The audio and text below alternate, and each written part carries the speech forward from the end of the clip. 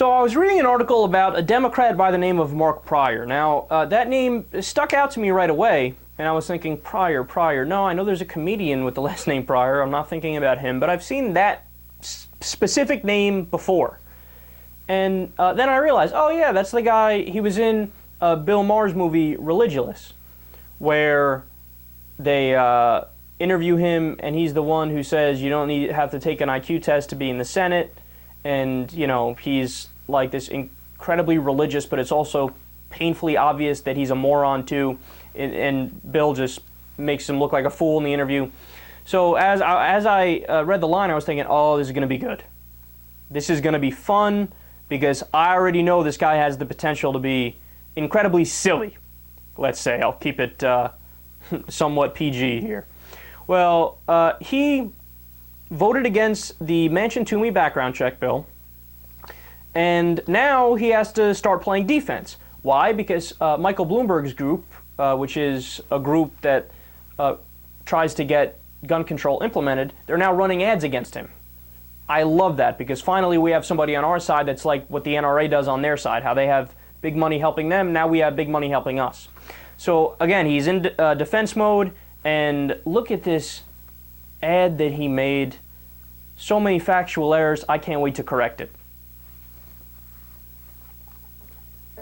The mayor of New York City is running ads against me because I oppose President Obama's gun control legislation.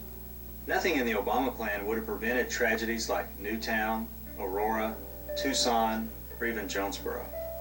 I'm committed to finding real solutions to gun violence while protecting our Second Amendment rights. I'm Mark Pryor, and I approve this message because no one from New York or Washington tells me what to do. I listen to Arkansas. Okay, everything in that ad is not true. But before I get to that, what's up with the music? It's like the new fad in Washington where no matter what's going on, even if you're just having a casual conversation or you're talking, there has to be some sappy music in the background. Michelle Bachmann just did it when she stepped down. Now you got this guy. Like, he's trying to talk about gun violence. It's like, do, oh, some soft love music. Just talk, man. Why you need the Hollywood antics along with it? And it's funny because in the end of the ad, he's attacking New York and Washington as like these elitists. But I'm with the Hollywood guys because they're doing my background music. So now let's get to the substance of the ad.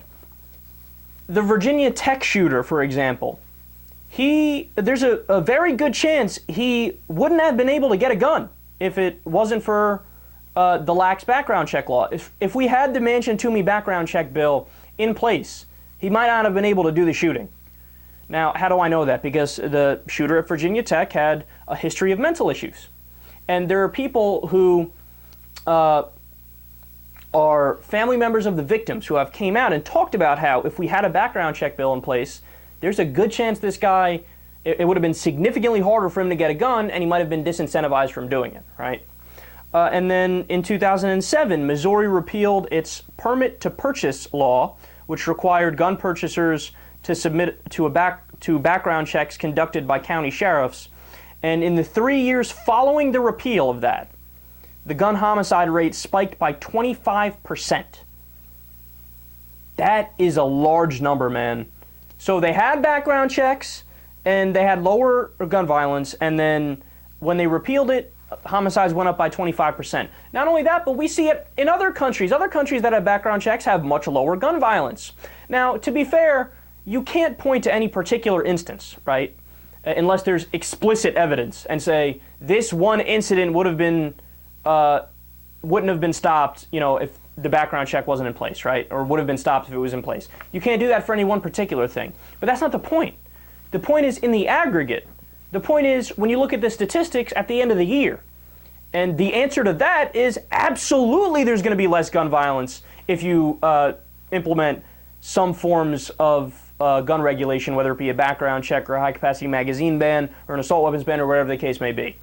So the last and best part of this is how many Arkansas voters support universal background checks?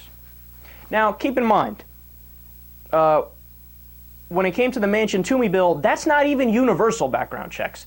it's riddled with loopholes. So it was just a tiny little vanilla moderate bill that more people would have supported, right? Because if universal is too stringent, well, a compromise would be not even a universal background check, a more vanilla, watered down background check bill. But even for universal background checks, 60% of people in Arkansas are in favor. You're not allowed to end the ad by saying, I listen to Arkansas. No. You ignore Arkansas.